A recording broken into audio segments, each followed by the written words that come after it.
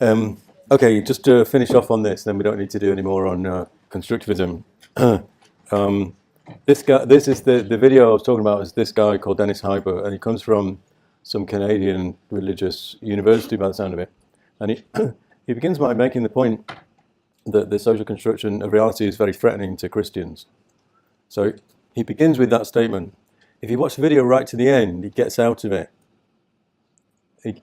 Obviously, from what I've said so far, constructivists, broadly speaking, which we may or may not be happy with, consider religion to be non-material culture, an example of. Okay, so he's clearly a person of faith, and at the end of the video, he gets out of the sort of conundrum that he creates for himself by arguing that religion is a social construct. So have a look at that. It's quite interesting the way he gets out of it. Not ideal for atheists or agnostics or constructivists necessarily, but for people of faith, it's actually quite a good way to get out of a hole that you've dug for yourself, in a sense. So that's worth kind of looking at that.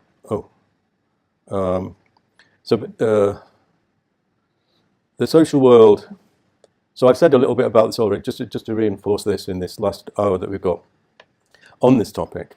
According to Hyber, the social construction of reality means the process whereby people continuously create, through our actions and interactions, a shared reality that is experienced as objectively factual and subjectively meaningful.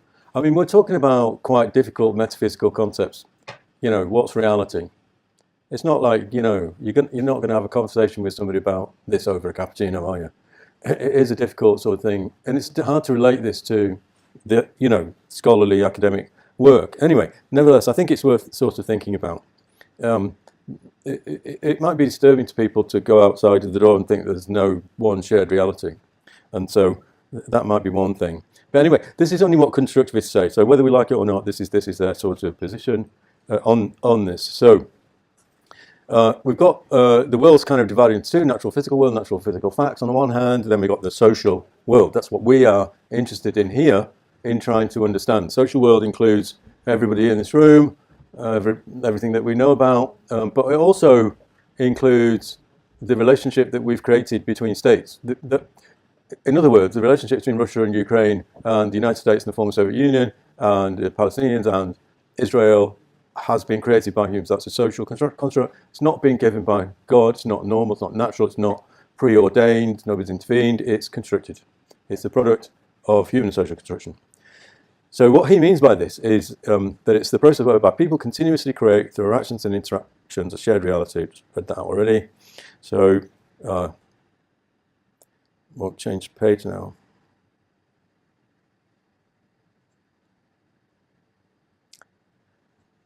So this repeats what I've just said. The social world is not given, natural, revealed, determined, inevitable. So if it's not, and we're focusing on studying conflict in Kashmir, in Nagorno-Karabakh, in Gaza, in Africa, in South Asia, all around the world, if the world is not fixed, is not given, natural, revealed, determined, inevitable, then if we accept that it's constructed, then that creates in my mind a sort of an optimistic thing, in the sense that if we've made it, we've constructed it, we can change it. So it's subject to change. So peace studies, peace research, peace studies at Bradford, it started in 1973-4, was started because not only did some people think that we should study peace. If you can study peace, that's another question. But if you did study peace, you should not just study it from an academic standpoint. You should do that with a view to changing the world in a non-violent way. So a very laudable set of aspirations, you know, upon which the PSID was PS on its own, but it merged with the idea a couple of years ago, you know, was originally founded. If we can analyse the world in which we live, then if we can then see what's wrong with it and change it in a non-violent way, then that might be a solution to some of our problems, because we resort to violence at the earliest opportunity in order to extend our interests, whether they be the interests of states or politics or ideologies or religions or cultures or identities or whatever that may be. So constructivism is an optimistic, flexible thing in a way, in many ways. So that's maybe one thing that's good about it. Hybert's argument, and do watch the video, it's kind of interesting, is made up. He argues that the social world and everything we know in it is not only made up by humans, but it's transmitted from humans to other humans. So 95% of what we know, he argues, we simply accepted from other people that have gone before us, as it were. So that's one thing. It can be changed, it can be deconstructed, reconstructed, and it has been, according to constructivists, continuously throughout history. So I've made some diagrams here which may or may not make the situation more complicated. But basically, the one on the left, the circle on the left, is a depiction of the natural and physical world, which we find. If humans didn't exist, it'd still be the natural and physical world, there'd still be natural and physical facts. We would still find a mountain, still find a river. I mean, so they would still be there without humans ever existing in the first place anyway. And we've been on this planet, let's say, for argument's sake, between 100,000 years and some people argue a lot longer, maybe 250,000 years. Maybe there's evidence, archaeologically speaking, we've been around longer. But let's say 100,000 years. The monotheisms that this is referring to, and also the polytheistic religions that it's referring to, the monotheisms have only been around 2,000. So for 98,000 years out of the 100, we've only seen the monotheism emerge, as it were, the formal institutions of religion, about 2,000, 3,000, maybe 4,000 in the case of Buddhism, Hinduism, older religions. So we've got the natural and physical world on one hand, but what we're interested in is the social world. We're interested in what that's made up of, and that's the one that we've created, and it's characterized by culture, an umbrella term, culture. Everything we do is culture, apart from maybe EastEnders, which is a British soap. So you probably don't follow that anyway. So culture is what characterizes what we do, what we make, what we create. And you can divide that into material culture and non-material culture. Material culture, as you can see, is hammers and tools and science and technology and roads and computers. All of these things would not exist had humans not created them. Neither would weapons, chemical, biological, conventional, nuclear, human and social constructs. So examples of material culture. So that's one thing. On the other side is non-material culture, and in that section comes values, norms, belief, institutions, and with that we find examples of non-material culture, which I've broadly defined as, in terms of examples, marriage and institution of marriage. We can't see, we can't touch it, we can't feel it, we can't measure it. We know it's there. We all do it. Well, most of us do it. It's an accepted notion that there is an institution that we've created. I mean, how do we study it if we can't see it, touch it, measure it, feel it, observe it? Realism's no good. We can't. It relies on observation, objective observation. If you can't do that with marriage, how do you interpret marriage from a sort of a scientific perspective, from a positivist perspective? You know, it's difficult. Realism's no good for understanding marriage, maybe. So the irony being that we create nuclear weapons and then we create institutions like the NPT, which we seek therefore to try and mitigate and prevent the misuse of nuclear weapons. That's probably not the right phrase, but the use of nuclear weapons. We have the NPT. Not everyone's in the NPT. India and Pakistan are outside the NPT. So are the North Koreans.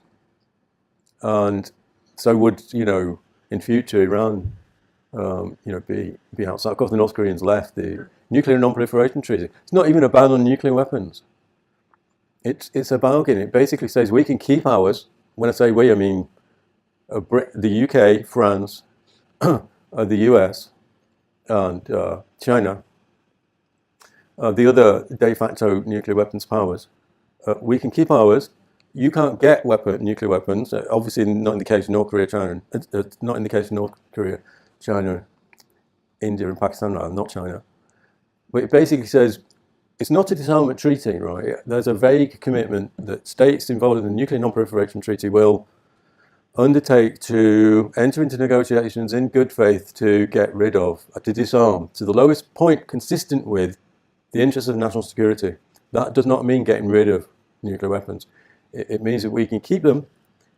So the West, the US, Russia, and China, and the UK and France, we can keep them. You can't get them. When I say you, aspiring nuclear proliferators can't get them. You can have the technology for peaceful purposes in order to make energy, electricity. You can't use them, turn that capability into weapons, because then we'll gang up on you and we'll forcibly, that's the idea. There's nothing that's gentle or ethical, nothing much about international politics, I don't think. So we've obviously done that in the case of India, which is weird. And Pakistan got in nuclear weapons because India got them, And of course, North Korea realized very, very clearly that if you're a nuclear weapons power, there is probably not a military solution to your existence, right? So maybe that's an explanation as to why North Korea. So they know. I mean, there's nearly 1 million armed soldiers on the border between North and South Korea, and and the fact that they may have a nuclear capability makes North Korea a very difficult problem to deal with. So we engage in negotiations in good faith to try and arrive at a situation where we can disarm, and the same maybe would apply to Iran, an aspiring nuclear weapons power. Pakistan and the US, I think, have a very close relationship on nuclear matters, I think. But anyway, those important nations, they're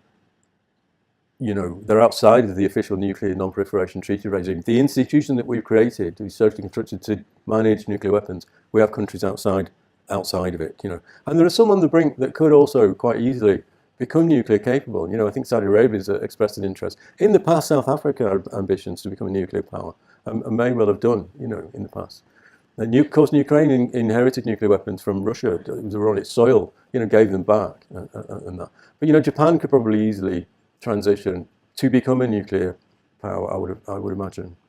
And maybe there are other examples of that. Clearly, Iran and Saudi Arabia nuclear weapons. That's an interesting sort of kind of dynamic, isn't it? Adds a further level of complexity to an already very complicated region. So institutions are non-material culture. And so if we go over the page then with that, clicking on the wrong thing. So our total environment is made up of this physical, natural environment, but we're not kind of interested in that per se. We're interested in the social world, which is characterized by culture, which is created by humans, and we're interested in material forms of culture, which relate to the things I've been talking about, weapons and pencils and hammers and nails and roads and computers, but we're also interested in non-material culture, which is about beliefs, norms and values and institutions as well. So again, we just carry on with, we touched on this issue, race. So this is potentially a very controversial aspect of constructivism as well, and race being an example of a social construct. And so the reason why I'm repeating this is because if we go to the next section, we can see that if you go into, I've done this because it's on your behalf in the sense that if you're interested in this issue, you could sort of search Google for it. But so what I've done is I found some videos. So this guy, Professor John Dewey, professor of philosophy somewhere, a quite well-known one actually, I think.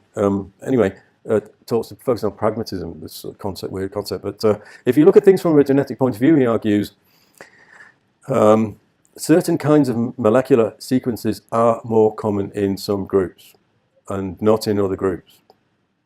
And I think his explanation for why that might be the case is because geographically and environmentally speaking, if you originate, historically speaking, from a certain part of the world, then environmental influences may have an impact on actually, your genetic makeup, as it were. But it's believed that that's not considered to be significant. So what he says is that during the course of human history, the separation of human groups has occurred, and you do see some variation in the human genome, as it were. But he argues that the differences are trivial. There is far more variation within than there is between such groups. What this is an argument to say is that humans are much more similar to each other than they are different, and it's impossible to make a distinction in regard to where one racial group ends and where another one begins. And so that is a difficult sort of a notion, I think, to get your head around. And then another example, there's nothing inherently biological about race. A group of people who share distinct physiological characteristics is one that society thinks are important and biological. However, the argument is that race is a social construct we create and give meaning to race, and it is a product of the notion of race, and with that, the notion of racism, another social construct, is a product of white colonial power and invented claims of superiority. This is another website that deals with this issue. So moving on again, race is socially constructed. The physical distinctions we use to categorize people and the meanings of those differences are created by humans. Definitions of race have changed throughout history. Skin color is not inherently meaningful, but is given meaning based on social classification that's been invented by humans. Race helps to solidify power dynamics. So how useful is this? I've showed you a couple of dissertations. The introductory sequences to those show that students have used this. And it's a good thing because we can tick that box. Your dissertation is methodologically, epistemologically, theoretically informed. According to this slide, this is from the Collins textbook, which is really worth getting hold of. Debate still exists over whether constructivism is a theory or an approach or an orientation. Some argue that it's not a substantive theory of politics, but rather a social theory that makes claims about the nature of social life and social change, or a theoretically informed approach. So that would answer the question: what is it? If it exists, what is it? Is it theory? Is it methodology? The different kinds of constructivism, which I'll say a few words about. One of the things that makes it very similar to post-positivist approaches, critical security, human security, gender, etc., is that it privileges the notion of the importance of ideas, and it focuses on the importance of identity. And the interaction in the international system, in other words, the relationship between the former Soviet Union and the United States, for example, is not given or natural. On the contrary, the human world is considered to be one of artifice. The human world is constructed through the actions of the actors themselves. So constructivism can be used, in order to understand the relationship between individuals and groups, for example, but it can be used to understand, to a certain extent, the way in which states relate to each other as well. So constructivism puts into context the actions and beliefs and interests of actors and understands that the world they inhabit has been created by them and impacts upon them. So it's a bit of a weird notion, we sort of create the world in which we live, and then we have to sort of negotiate and manage that world that we've, at the same time created ourselves. In some ways, they're sympathetic to post-positivist approaches, like critical approaches, because they reject the focus in realism on the importance of the state as an actor in world politics.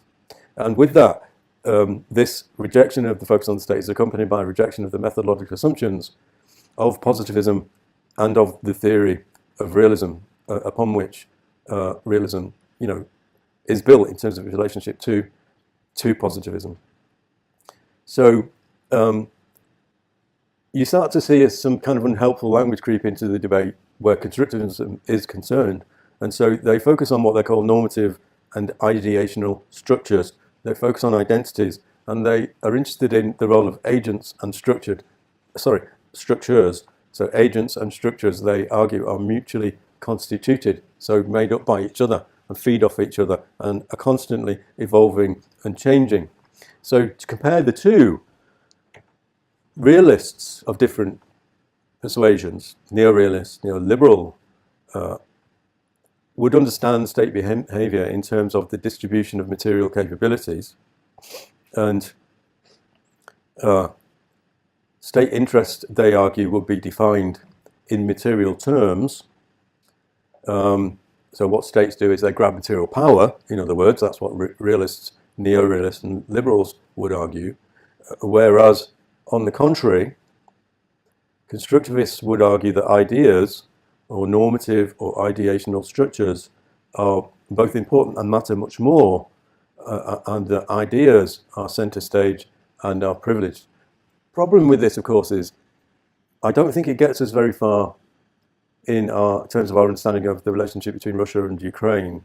I think on the one level I would accept that the relationship between them is constructed. There's no world governing power. There's no international government that controls what all the other governments do. So the UK as a state is in a sort of a competition, as it were, on the international stage with France, with Germany, with all the other members of the European Union, and with the US and with Russia and all, so there's nothing that governs how we relate toward each other. And that environment is known as anarchy. Okay, and the argument that the constructivists make is that that anarchy that we find in the international system of states is also constructed. It's made by humans. It wouldn't exist had humans not created it, as it were. So it gets us so far, but it doesn't allow us to understand why Russia attacked Ukraine. And so these approaches, I think, provide interesting insights. It depends on the question you're seeking to provide an answer to, but there are limitations, and they're good for some things and not others. And if we want to understand Ukraine and Russia, maybe we need to look elsewhere for an explanation that's provided by a different theory, namely realism, and with that, its positivist underpinnings, as it were. So constructivism is useful, but in some sense is limited. And so the section where it talks about the international system is here, which says agents and structures are mutually constituted. States buy into the idea of anarchy in the international system, and because they do, they act accordingly. However, the entire notion is a social construct, according to constructivists. And they argue that if the international system is not out there, and that it is constructed, then an alternative understanding of security is possible. And that's fine, and I would agree with that, but it doesn't provide us with the solution to the Ukraine-Russia war. It doesn't explain why Russia would attack Ukraine, and that's where I think people like Mearsheimer come into the equation, because his arguments seem to explain in quite a convincing way what Russia is doing in many ways, and adds to the justification that I gave for Russian concern about the expansion of NATO on the one hand, about Ukraine becoming a democracy on the other, that we've created our own image in many ways, and then its economic status as a EU-looking kind of force, as it were, and one that faces to Europe but does not face to Russia. So in terms of insights that constructivism has given, the argument is that analysis of European integration,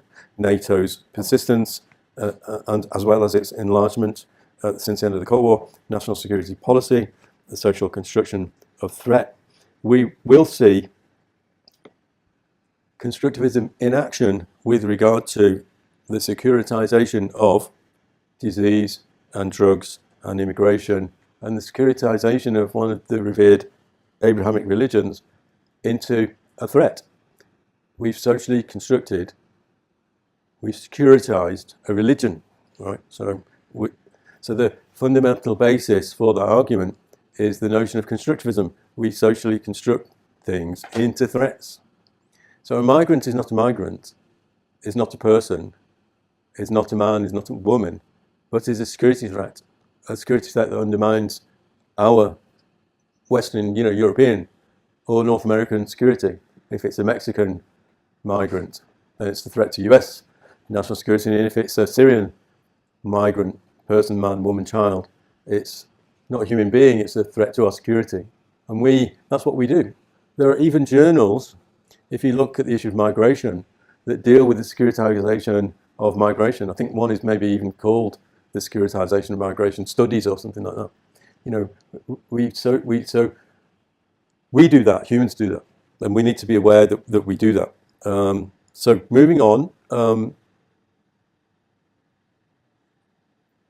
there are different schools of thought within constructivism. So I wrote a paper on what's called thick constructivism, all right? So there's a thin version and there's a thick version.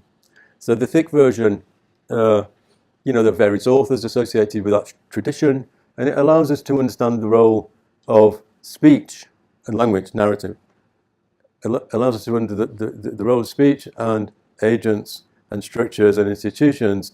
And I took that part of constructivism, tried to understand the emergence and the history and the evolution of the chemical and biological weapons control regimes. Examples of institutions that we've seen Gundheimer are social constructs, right?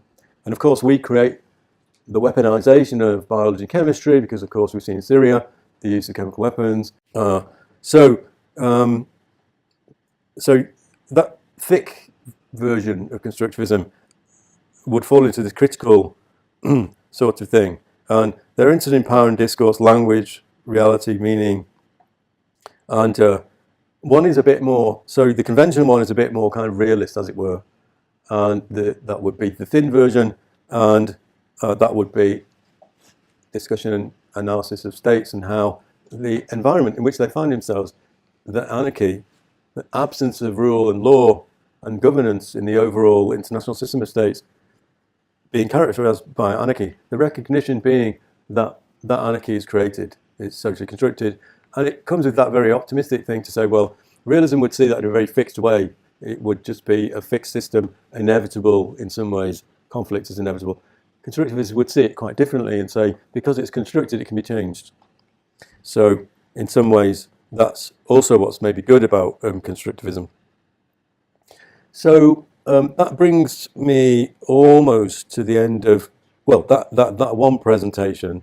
Going back to the other one, and I'll make these available, of course, to everybody via Canvas. That ended with I think the discussions about the dissertations, and I gave you two examples. One where somebody had looked at terrorism and had used constructivism, and then another one where the notion that conflict and crime or social conflicts was used in a way that connected them through the concept of constructivism.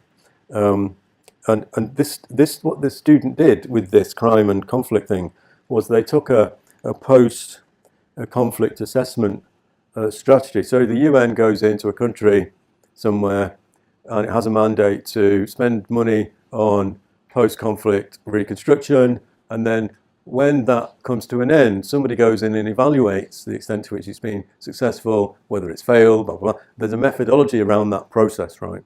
So what this person did was they designed a methodology that could be used in that post-conflict situation, and they made a hybrid model from conflict, which you would be exposed to in this department, but they also borrowed one from crime, and they got the similar kind of things, similar methodologies for evaluating the success and failures of projects, and they made a hybrid model from the conflict and the crime, and then they said this is how it would work in the real world, and their final comment on that was, wouldn't it be interesting to see how this worked in a post-conflict setting, this combined hybrid improved post-conflict analytical model to determine the success and failures and effectiveness of UN intervention. Quite a clever idea, and methodologically informed, using constructivism, using criminology, using conflict analysis, coming up with a hybrid model based upon two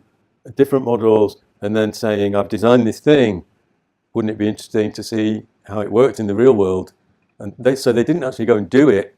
They didn't go to South Sudan and test it. They said it would be interesting, So it was a very interesting idea that the student came up with, and I think that can count if you can come up with a novel interpretation of something. If you can come up with a novel approach to a dissertation, that can make a difference in terms of your marks. It's quite a powerful thing to be able to say, well, I'm a master's student, I've studied this subject, I've done the epistemology, I've done the theory, I've done the methodology, I've done the empirical, and I've designed this new thing, and I've created a hybrid model of something which can then make a difference in the real world. That's quite a challenge in many ways. It's also quite an achievement, I think, as well. If you can come up with, so it's quite a scholarly thing. You've done the theory, you've done the methodology, the epistemology, you've dug out the empirical evidence, you've explained what your methods of data collection are. You've started by saying, well, this is my argument. You've borrowed these things from two distinct but related, non-necessarily overlapping academic discourses, conflicts and crime. And then you've created a hybrid thing that actually could make a difference in the real world. That, I think, is quite an achievement. And almost a model of good practice, and we can tick a lot of boxes with that. If you do a thing on terrorism and you just ignore the theory and the epistemology, and you don't do the methodology stuff, you might do a very good, interesting dissertation on empirical evidence. You might have found stuff about a particular example of state-sponsored terrorism, or so-called terrorism that's associated with freedom fighters, for example. But if it lacks any theory, then what do you think the comments are going to be? Because we've seen the institutional grading criteria says methodology is an explicit thing in relation to the student attracting marks. So it's good to do. It's good to do that if you can do. So that was that one. That was the crime and the conflict thing, and the one after that was the use of constructivism to understand terrorism. Because terrorism is entirely a social construct. And I mentioned before, the BBC don't even use the phrase. What we're looking at is characterized by complexity. You know, we can't make assumptions necessarily for understanding the things we're trying to understand. So what we're going to go on to look at in this class, you know, beyond this point, is that we want to try and use these discussions about epistemology and theory to allow us to understand real-world conflict, you know, case studies. And so one example would be, for example, we look at Rohingya. And you know the sort of background to that, and the story being that they've been ethnically cleansed from Myanmar, formerly Burma. And of course the British have historically had a role in that. You wouldn't be surprised to hear, and it has had an impact on, you know, the plight of the Rohingya. But there's nearly 1 million or thereabouts being pushed out of Myanmar and into another country, namely Bangladesh. And so one of the things we'll be able to look at is this notion of securitization. And the Rohingya have been on the sharp end of how we socially construct things into threats, in the sense that this has happened to them in Myanmar. They've been constructed as a threat in various different ways. Formerly, they've been considered to be a linguistic and an ethnic and a religious group that do not officially get recognized by Myanmar in its official, you know, government literature. It's very bizarre, even though they've been there debatably for as long as other ethnic minorities in Myanmar. So social construction is a very interesting. But so they've been on the sharp end of the securitization of Rohingya, and with that, with Islam in particular, from Myanmar. But when they get to Bangladesh, of course, Bangladesh being, you know, a fragile state in some sense, is not an advanced industrialized Western nation by any stretch of the imagination, not necessarily welcome there either, you know. So they get it from both angles. They get it from all angles, unfortunately. But we can see how they're socially constructed. We can see the role of social constructivism in relation to the securitization of Rohingya. So we'll talk about that. We can see how securitization works in terms of migrants, in terms of war on terror, for example, in terms of the securitization of Islam, in terms of the way in which disease has become securitized as a threat to human beings, beginning with the discussion about HIV and AIDS in Africa, and ending in discussion about COVID, SARS-CoV-2. We'll be moving on to gender. I want you to see a gender essay that's been submitted by a former student, to see the extent to which the theory and the argument and the epistemology and the signpost to the reader, the structure, the organization, the argumentation, all work in that essay. So it'd be interesting for you to see that. We will be moving on to look at China, and we will be focusing in particular on the role of hard and soft and other forms of power. So there are, as well, hard power's force. It's aligned very closely with realism. Soft power is slightly more sophisticated than that, and we see soft power, examples of it, in terms of cultural imperialism, you know, McDonald's in everyone's high street, you know.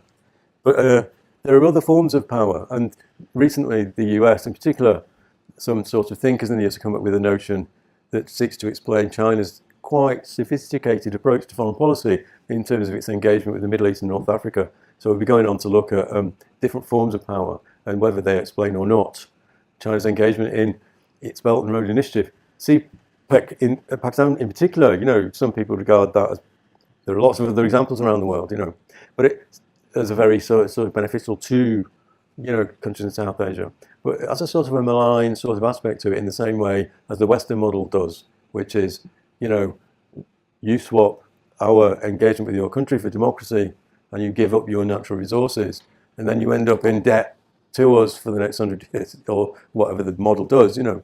And part of that is globalization, this creeping cultural and institutional form of imperialism that affects all of the countries of the global south. Some people would sort of ask the question, has the colonial period really ended? So we can look at all of these things. Of course, we'll end up with more questions probably than answers.